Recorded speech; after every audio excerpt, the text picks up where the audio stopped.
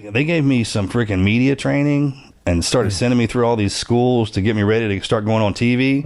And then they sent my ass to New York in a suit, pulled me out of my uniform, like, hey, here's your new uniform, put this suit on.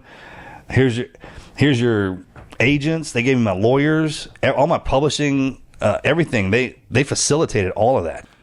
Welcome back to the channel, everybody. So today we have a spicy one for you, all right?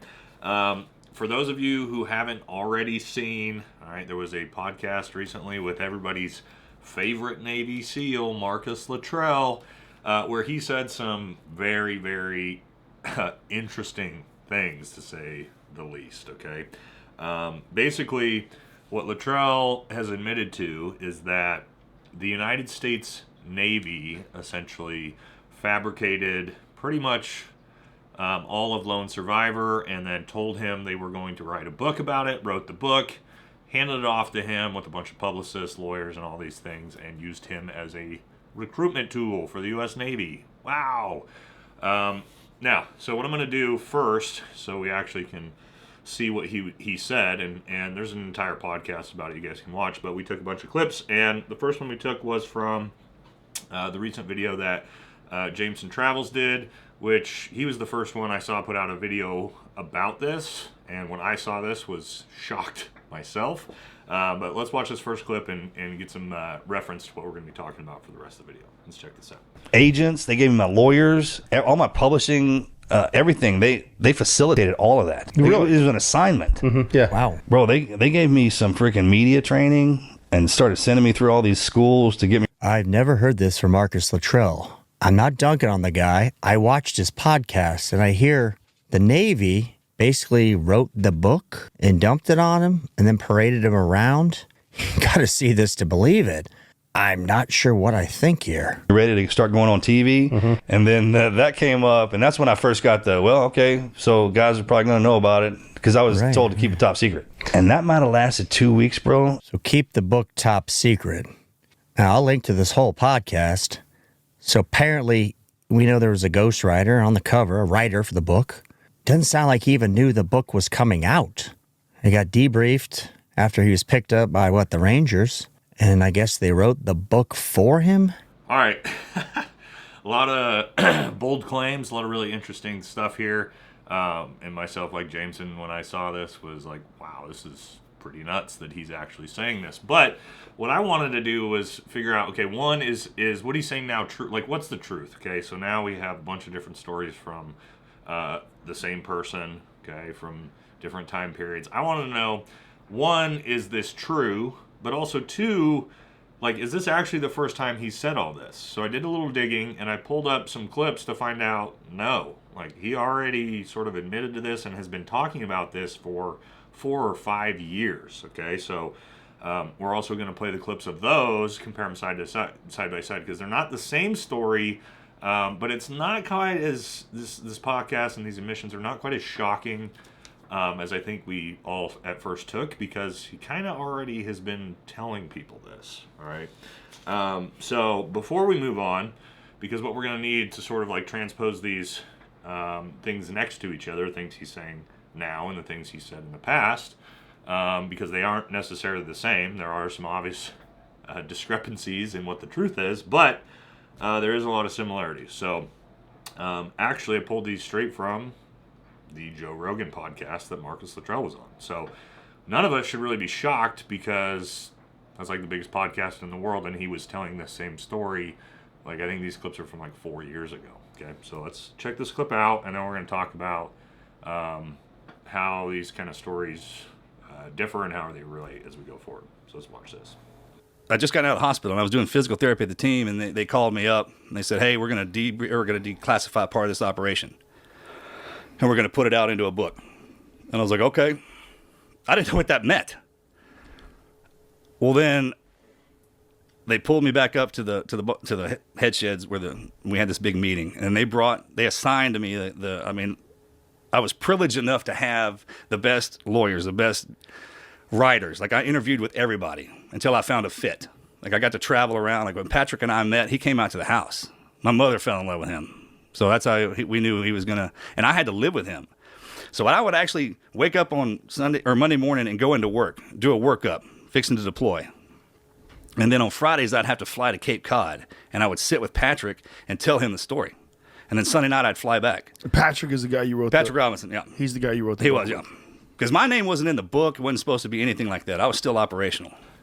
All right, so as you can see, yeah, this was from years and years ago, and I mean, he straight up says on the Joe Rogan podcast, the Navy came to him while he was in the hospital and told him, we are declassifying this story and we are writing the book about it, okay? Then they hooked him up with all the best lawyers, the best ghostwriters, all these things. So what he's just said in this recent podcast, like he's already said almost all this in the past, so it's really not that, it shouldn't be that shocking to anyone. Now he goes way further in the new podcast into some of this, but it's interesting because I, like Jameson, thought like, yeah, like okay, so a ghostwriter just on behalf of the U.S. Navy wrote this, and you had no clue about what was going on. They handed it to you, but as you saw here, 4 years ago, he talks about how him and Patrick Robinson like lived together, sat down and wrote the book side by side together, and all these things. So now we're coming into like which of these stories is actually true? Okay, did you actually, were you completely involved, like telling the story to a ghostwriter? They're writing the story on behalf of what happened to you, or like it's kind of what's being sort of referenced to now is that the U.S. Navy literally just dropped a book off in your lap and said, "Congrats, son, you're the Navy's new greatest recruitment tool."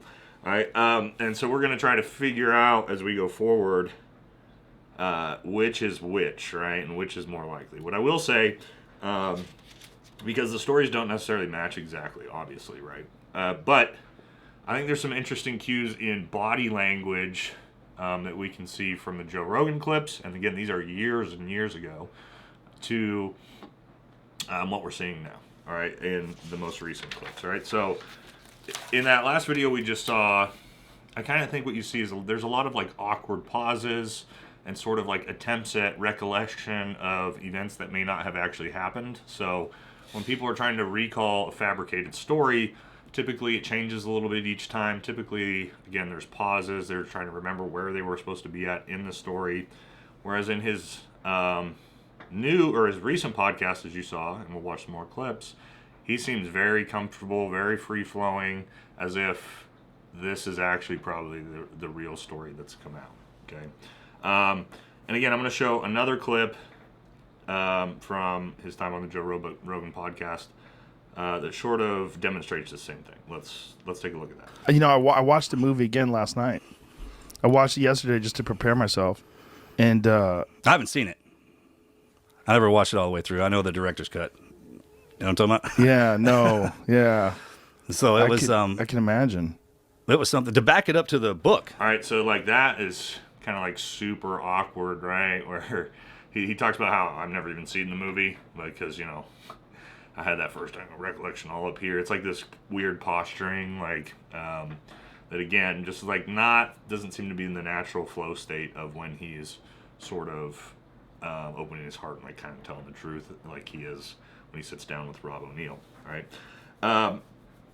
Now, especially if it's something, now I'm not saying this isn't a lived experience, right? But everybody knows the lone runner stories, right? Who knows what's true, what's not, but it's starting to sort of shape up that most people think that, you know, Luttrell he wasn't in a gunfight at all. He abandoned his teammates. He ran away. I don't know. I wasn't there. Okay. But I will say, if you're trying to recollect events from a story that you didn't actually live, that makes it a lot harder to stay consistent over time. And what we see here is an inconsistency over time, right? Where there's obviously kernels of truth to this story, right? Even from years ago, because there's a lot of similarities, but there's also a lot of differences in the timeline of events and things like that, all right? Now, because again, he talks about in the Joe Rogan podcast, is the clip that we just saw, that, you know, again, he was completely integrated in the process. He lived with the ghostwriter, right? They wrote the book together. The ghostwriter knows his mom. That's why they chose him, all these things. And then he's got a clip from the recent podcast where he says this. Let's watch. This is when it started for me, man. They're like, hey, as soon as you get back, man, it's on. Oh, we're sitting at the chow hall in Ramadi. One of the guys in my platoon goes, hey, man, there's a book out about your story. and it had the cover online. I didn't know what online was. All right, so here he says that he's sitting in the chow hall in Ramadi, and a guy from his platoon tells him, hey, man, they wrote a book about you, and it's out on the internet right now.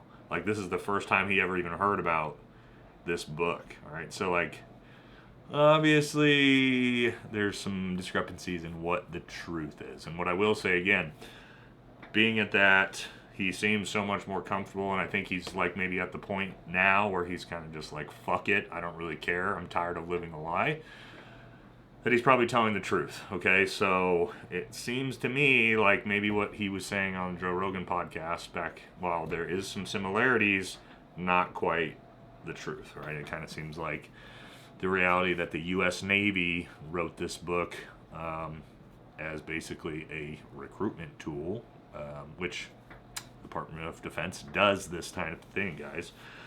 Seems like it might be more likely the true story. And we're going to move into that next, talking about how he talks a bunch about having to have all this Navy top cover and meeting with big Navy brass and admirals and all these things along the process.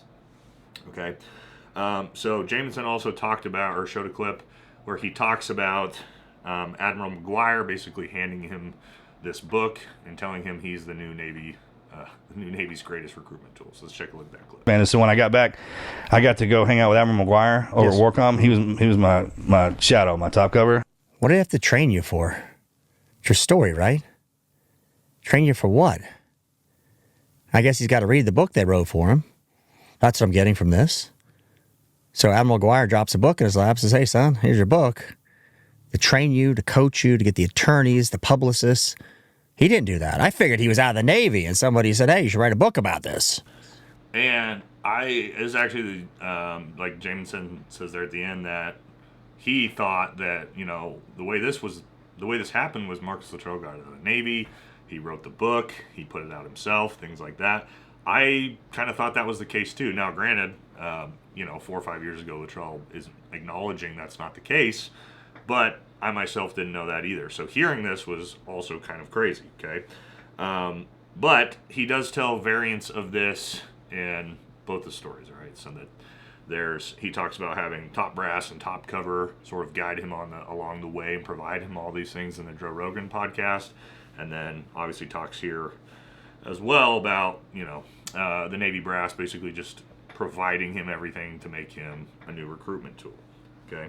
Now, for those of you who don't really realize how often the military and really the Pentagon, Department of Defense do this is super normal. Like taking advantage of military tragedies, reframing them, and then making Hollywood movies and books about them to try to sort of glamorize the whole thing and increase recruitment, okay? That's what was obviously done with Lone Survivor. They didn't wait any time. Again, Luttrell said he was still in the hospital when they told him they were writing a book about this, okay? But here's a list, and this is a very, very short list, guys, of movies that the Pentagon has provided the budget for, right? So take a look at all these. Like, and it's like ones you wouldn't have even expected, like Transformers and movies like this. Obviously, a ton of the war movies, including this one, are sort of subsidized and paid for by the Pentagon to, again, boost recruitment, things like that. So, no, this is not rare. It's not surprising. But I do think it's kind of like a black eye and a stain on the way the military does things and trying to take advantage of dead soldiers' lives and stories to sort of bolster recruitment numbers. And that's exactly what they did to Marcus, okay? So we're going to talk about two more things. What version of this story is actually true? And then we're going to talk about, like, who's the victim here, okay? Is Marcus Luttrell the victim, right? Is the Navy, big bad Navy, force him to do all these things? We're going to get into that because I think that's kind of important to talk about too, okay? Excuse me. So what version of this is true? Well, one, it's hard to know because there's been so many different, like, this story has so many different versions to it, okay? From the book to the movie to things Luttrell says himself to all the sort of third-party accounts about what actually happened with all this stuff, okay? I will say, most likely, in my opinion, what he's saying here on the most recent podcast is probably the closest thing to the truth we've got. I think he's probably exhausted from sort of living this lie that he's lived for the last 20 years, okay? And even if it's kind of a forced lie by the U.S. Navy, okay?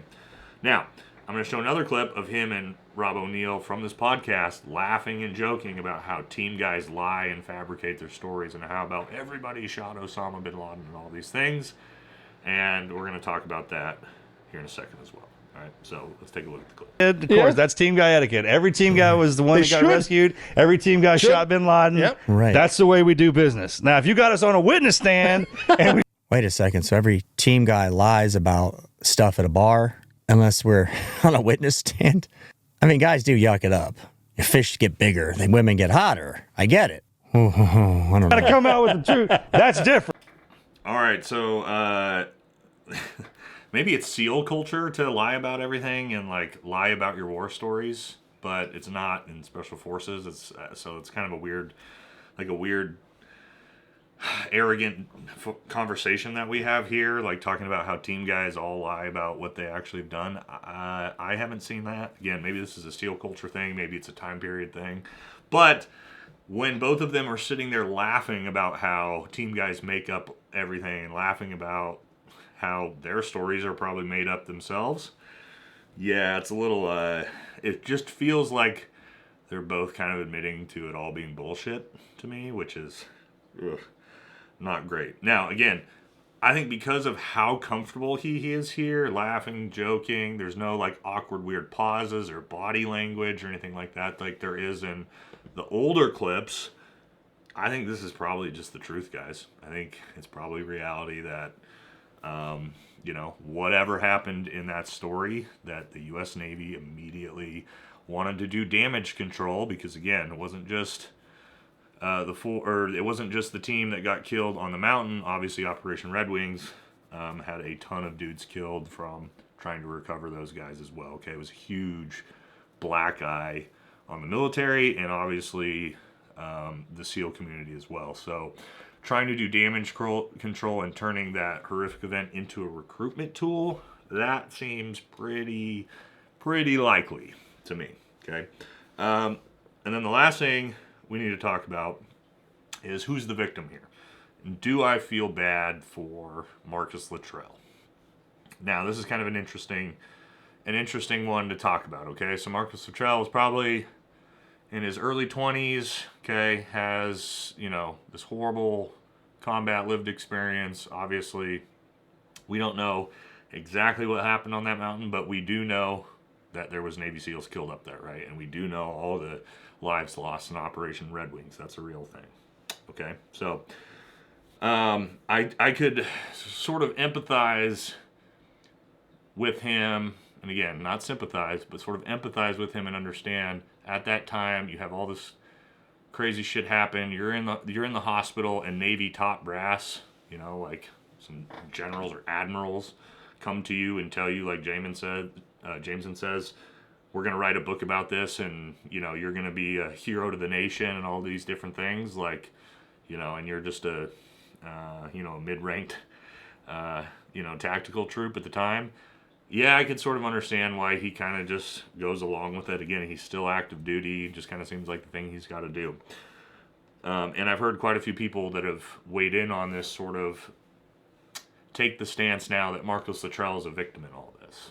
Okay, by the way it was handled. And he was forced to go on this big, Hollywood recruitment tour and turn into this military personality on behalf of the Navy and all these things. Okay, I don't agree with that. Right? I don't think he's a victim here. I don't think the Navy is necessarily the bad guy. I think what the Navy did and what the Navy does, I don't agree with, or the military when it comes to this. But they're going to do what they're going to do. Okay. My biggest issue is not with necessarily it happening, but who profited off this? Well, I can tell you Marcus Luttrell and his brother both profited massively and greatly, both financially, reputation, right? His brother is in Congress.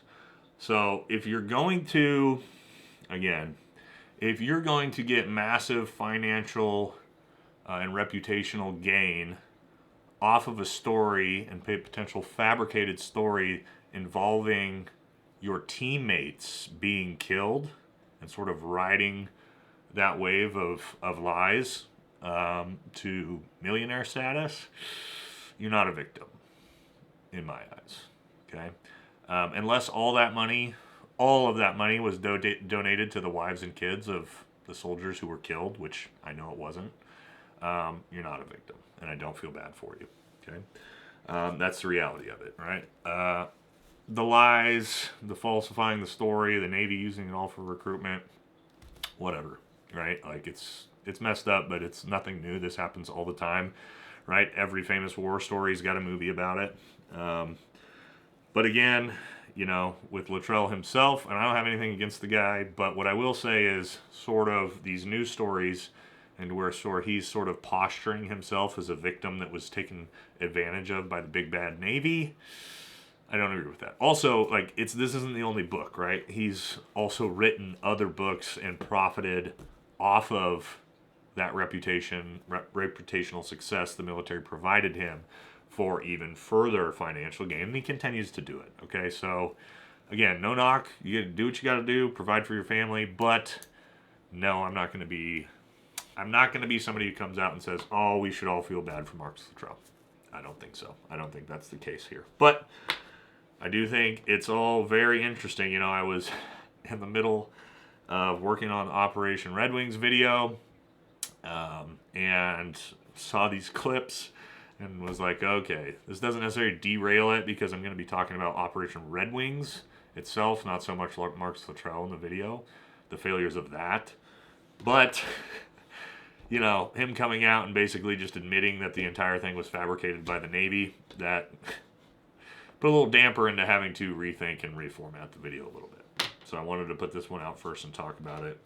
Give you guys my perspective, right? Because again, I thought initially when I saw these clips, how crazy is this? And then when I did a little digging and found out, oh, he's just kind of been admitting and talking about this for years.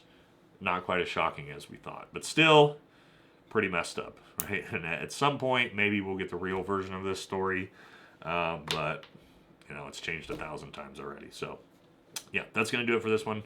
Hope you guys enjoyed this, and I will catch you guys in the next one.